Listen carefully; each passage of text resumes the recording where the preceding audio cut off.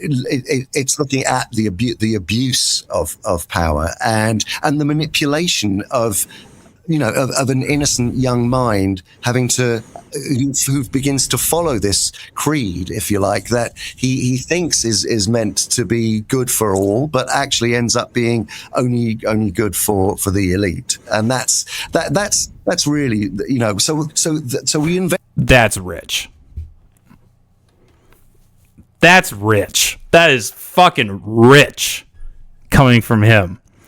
Talking about, and essentially talking about indoctrination, the exact same thing that he's doing with this movie.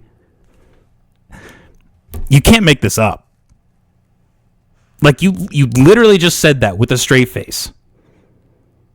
That you're taking apart, and this idea that, like, it's innocent, and that this is the ideology that, like, you're promoting an ideology.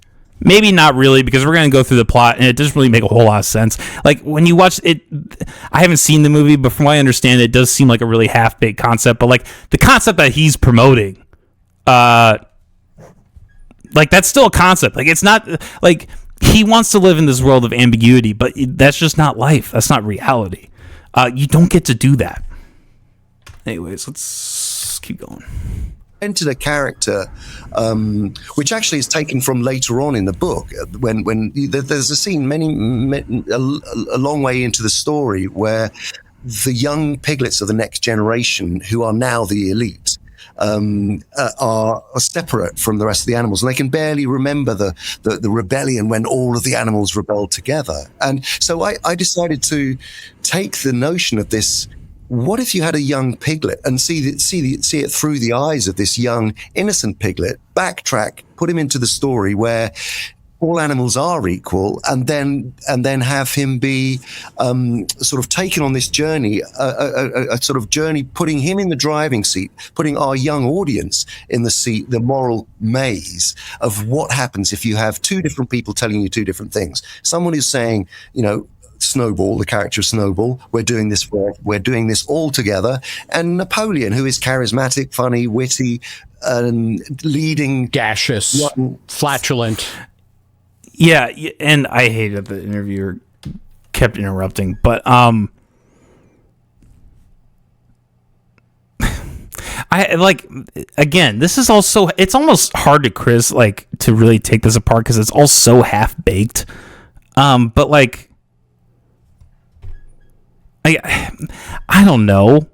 You have here in a business, an idea of like a business, you kind of are all doing it together in a sense. Now, yes, with corporations there does tend to be a separation, but it's like I mean, maybe with automation that's a little different, like with AI stuff. But like, if you're gonna speak like a 1-to-1, like a hierarchy, like a totem pole, you need the bottom in order to operate. Like if you are in a factory, you need people to be able to put the stuff together in order to ship it out. Like, you need that, and you need to give people incentive to be able to do that.